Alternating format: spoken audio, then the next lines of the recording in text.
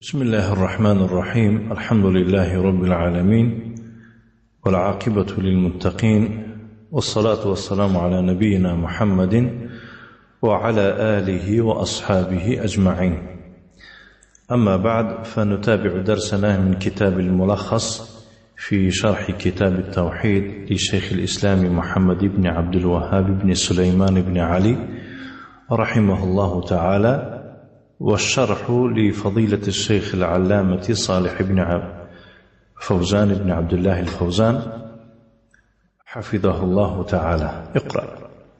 بسم الله الرحمن الرحيم. قال الشيخ الإمام المجدد محمد بن عبد الوهاب رحمه الله تعالى في كتاب التوحيد: وعن أبي سعيد الخدري رضي الله عنه أن عن رسول الله صلى الله عليه وسلم قال موسى: يا ربي علمني شيئا أذكرك وأدعوك به. قال: قل يا موسى لا إله إلا الله. قال: يا رب كل عبادك يقولون هذا. قال: يا موسى لو أن السماوات السبع وعامرهن غيري لو أن السماوات السبع وعامرهن غيري والأرضين السبع في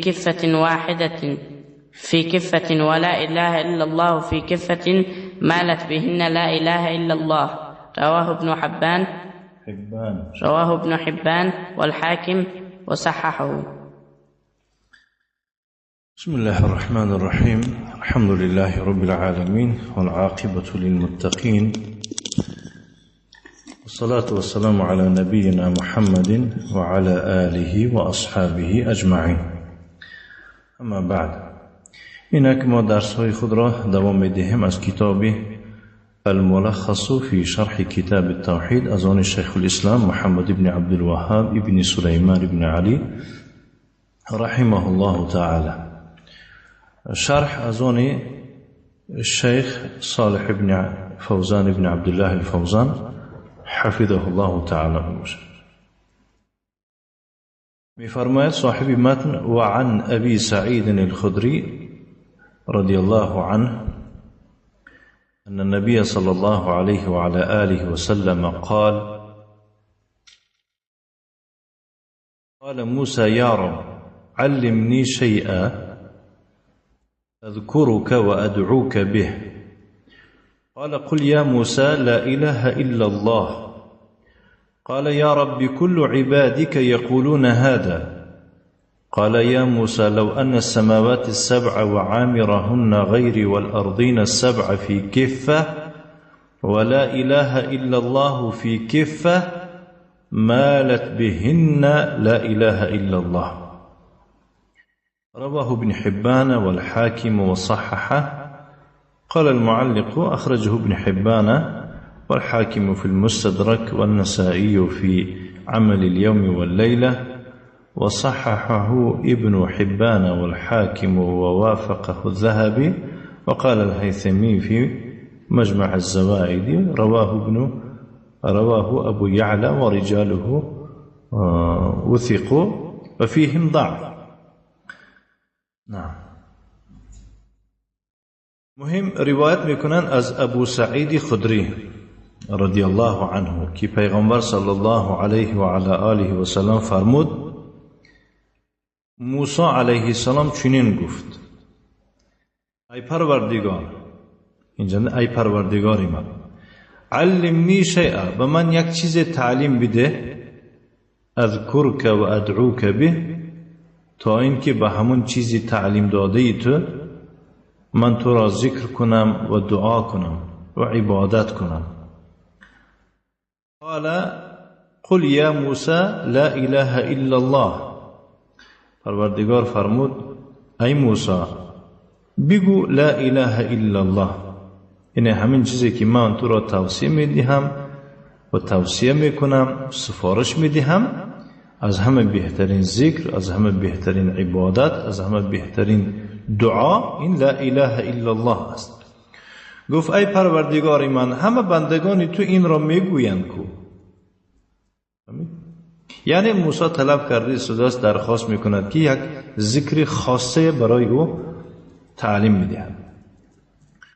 الله سبحانه و تعالی فرمود ای موسی یا موسی لو ان السماوات السبع وعامرهن غير والأرضين السبع في كفة ولا إله إلا الله في كفة مالت بهن لا إله إلا الله. اکنون برتری این لا اله الا الله را، این کلمه را الله سبحانه و تعالی چنین بیان و روشنی می اندازد و می فرماید که ای موسی اگر 7 آسمان و ساکنی و تمام کسانی که در اون آسمان وجود دارند غیر از من، این دلالت میکند که الله در بالا است. والارضین السبع و 7 زمین فی کفه، همه اینها در یک پله ترازو باشد. ولا اله الا الله در دویم پله باشد، یعنی طبق. مالت بهن لا اله الا الله، لا اله الا الله همه اونها را پخش میکند.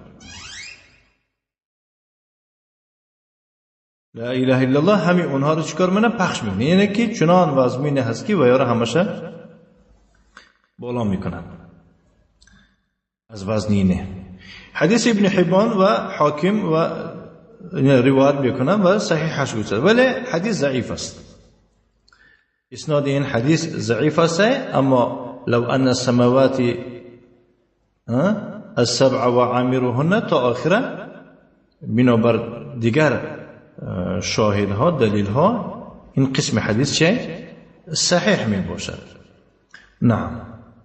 حدیث نسائی در کبرا، یعنی سنن کبرا روایت کرده است، حاکم روایت میکند. همین متنی که آمده است از آن نسائی و حاکم می باشد. همچنین ابن حبان بیهقی در کتاب اسماء و صفات ذکر کرده است. در اسناد همین حدیث دیراج ابن سمعان ابو سمح می باشد که این کس ضعیف است. روایت کردن او از ابی حیثم در او ضعف است، چخلی که متن آورده است احمد و ابو داود، چخلی که در تهذیب چنین ذکر شده است. مهم یعنی که حدیث شیخ البانی ضعیفش گفته است. نه. همچنین شیخ مقبل ابن هادی الوادعی رحمه الله نیز این حدیثه چه ضعیفش گفته است. نه.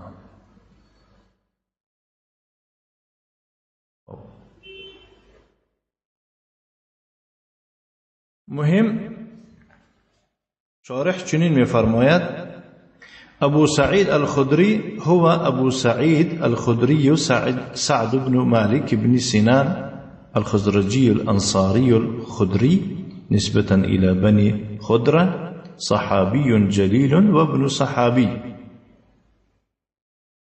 ابو سعید خدری نام پراش این ابو سعید خدری سعد بن مالک بن سنان الخزرجی انصاری بوده است، این از اهل مدینه. خدری این نسبت به بنی خدره می باشد، نام قبیله، صحابی مشهور و پسر صحابی می باشد. این خودشو پدرش هم صحابی می باشد. روى عن النبي صلى الله عليه وعلى آله وسلم أحاديث كثيرة. مات سنة 74 للهجرة. از پیغمبر صلی الله علیه و آله و سلم خیلی بسیار حدیث روایت کرده است. در سال 74 هجری وفات کرده است. موسی هو موسی بن عمران رسول الله الى بنی اسرائیل و کلیم الرحمن.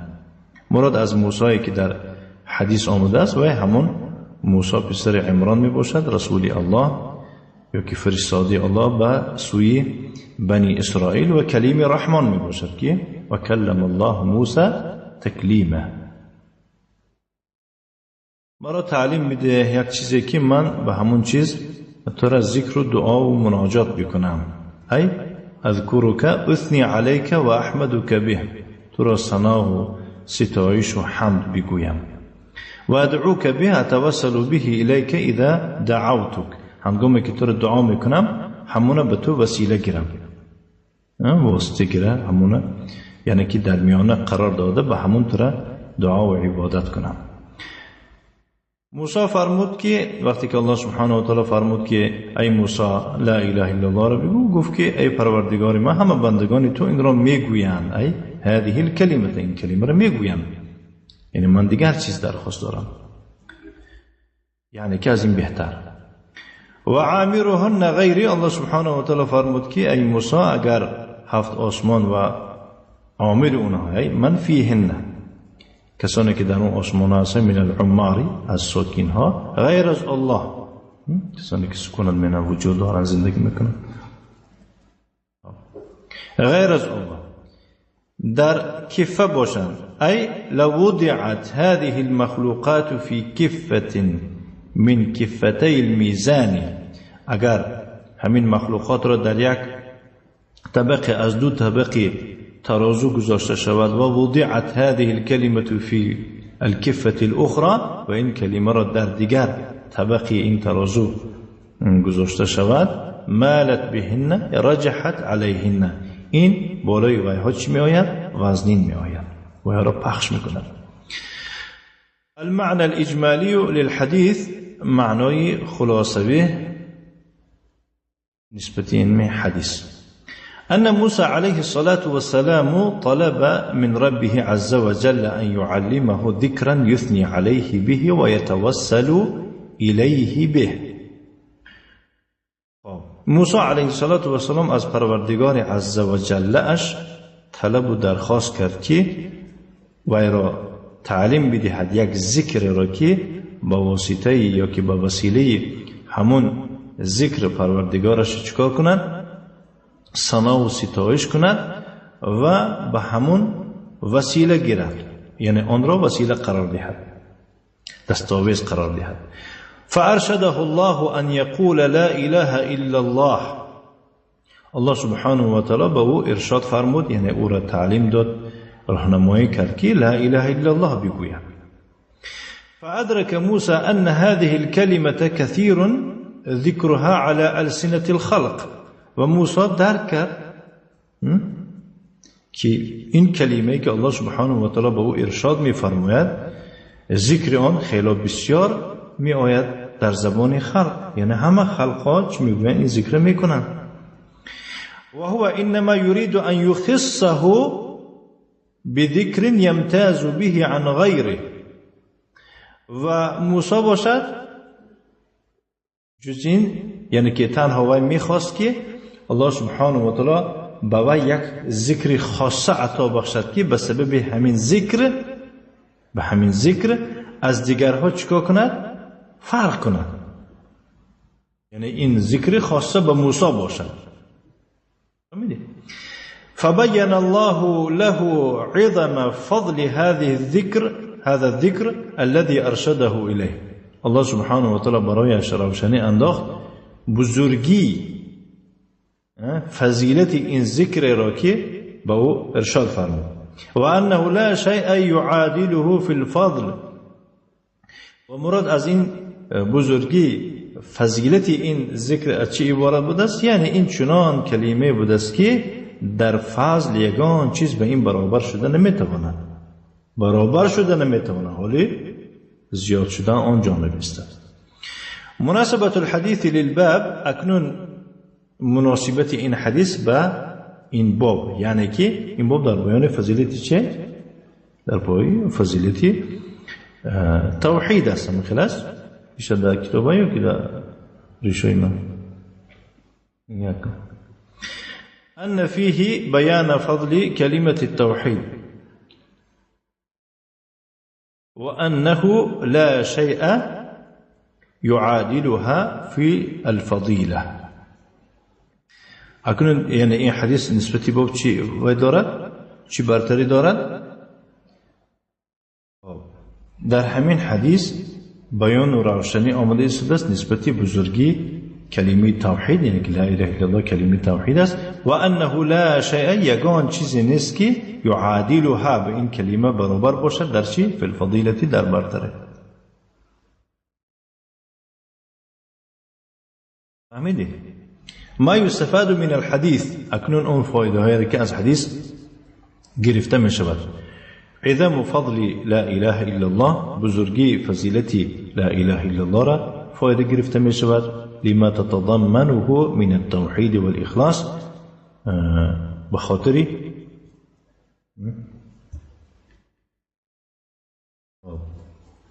لما تتضمنه، نسبتی آن چیز را که این کلمه در بر میگیرد. یعنی این کلمه چی را در بر میگیرد؟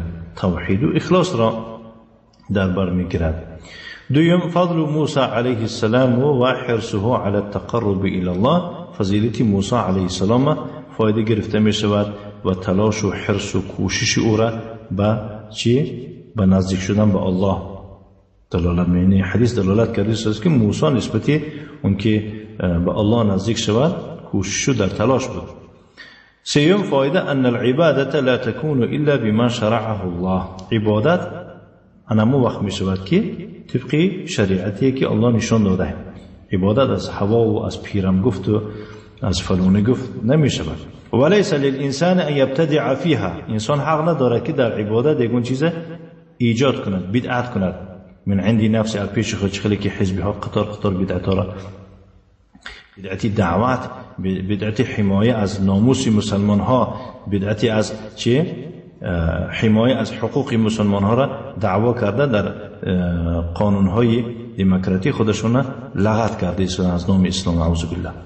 لأن موسى طلب من ربه ان يعلمه ما يذكره به، چون که موسی علیه السلام از پروردگارش طلب و درخواست کرد که پروردگارش او را تعلیم دهد یک چیزی را که به واسطه همون چیزی تعلیم داده الله او را ذکر و عبادت کند. فهمید؟ این حزبی ها وقتی که دسترشون یکون چی بلا بیاد اگر تیز چیکار میکنن؟ به مقابلی یعنی کشوری خود دعوا میکنن با دولت‌های کفر، دعواشون به دولت‌های کفر مراجعه میکنن. نعوذ بالله. این جد دیگه احمقی نیست. ان ما اشتدت الحاجة والضرورة إليه كان أكثر وجودا. ان ما اشتدت الحاجة والضرورة إليه كان أكثر وجودا، فإن لا إله إلا الله لما كان العالم مضطرا إليها كانت اکثر الاذکار وجودا و ایسرها حصولا. نگاه چی میگوید؟ وقتی موسی درخواست کرد کلمه خواسته، الله سبحانه و تعالی چی گفت؟ گفت که لا اله الا الله رو گفت. با موسی چی گفت؟ گفت که اینا خود بسیار آدما میگوین، یعنی بسیار خلقا این ذکر میگوین. فایده حدیث ببینید که هنگامی که اذا مشتدت الحاجه، وقتی که حاجت سخت شود و ضرورت و ضرورت الیه، همون چیزی که یعنی که حاجت سخت شود و ضرورت به او بسیار باشد، اگر او در وجود بسیار می شود. یعنی برای مثال همین هر چیزی که همه احتیاج به او دارد و همه یعنی که چی ضرورت و احتیاج به او دارد، همون چیز وجودش یعنی که در وجودم بسیار باید باشد. لا اله الا الله هم که تمام جهان، لا اله الا الله هم که تمام جهان، فهمیدی صدی؟ محتاج و یعنی ناچار که به او هسته، بسیار وقت در وجود چی؟ ذکر این در وجود هسته. و ایسرها حصولا، و اینا یعنی که به دست آوردنم آسان است. لا اله الا الله به دست یعنی که چیکار کردن؟ تلفظ کردنش، خواندنش آسان است. در حقیقت همه محتاج این هستند. فهمیدید؟ پنجم فایده ان الله فوق السماوات. دیگر فایده حدیث از آن عبارت است که الله در بالای آسمان هاست، لقوله و عامرهن غیری، اون کسانی که در بالای او هستند، اون کسانی که در بالای او هستند غیر از من گفته شده، خودش استثناء کرده شده است. فهمیدی؟ استثناء چی کرده شده؟ از اون ترازو، یعنی که در اون پهلا لا اله الا الله، در این طرف الله باشه دیگه چی میگه؟ فهمیدی؟ برای من گفته شده است که اگر الله تعالی از اون پهلا برطرف باشد گفته شده. اما دلالت میکند که الله سبحانه و تعالی فوق السماوات. هم خلاص انه لا بد في الذكر بهذه الكلمة من التلفظ بها كلها ولا يقتصر على لفظ الجلالة الله كما يفعله بعض الجهال. یعنی ضرور است در وقت ذکر کردن یا همین کلمه باید که کلا این کلمه را ذکر کرده شود، نباید که کفایت کنه فقط به لفظ الله، چخلی که بعضی جاهل ها میکنن صوفیان الله الله الله میگن میسن یاهو یاهو مخیر. نعم. هفتم فائده اثبات میزان الاعمال و انه حق. فهمیدی؟ در این حدیث اثبات شده استدای ترازی اعمال و این حق است، یعنی که یک ترازی است که اعمال بر میکشن. هشتم فائده ان الانبیاء يحتاجون الى التنبیه على فضل لا اله الا الله. پیغمبران هم احتیاج به چی دارن؟ به تنبیه کنانیدنی که محتاج هستن به، یعنی که دقت دادنی فضیلت لا اله الا الله. فهمیدی؟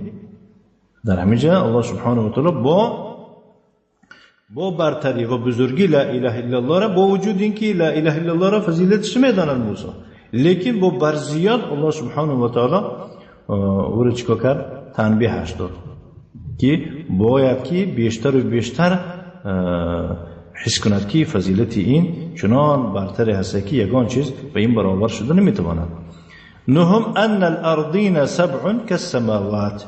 از روی حدیث فهمیده می شود که زمین ها نیز هفت می باشند مانند آسمان ها، اما چه خیلی است الله سبحانه و تعالی خودش دانا است.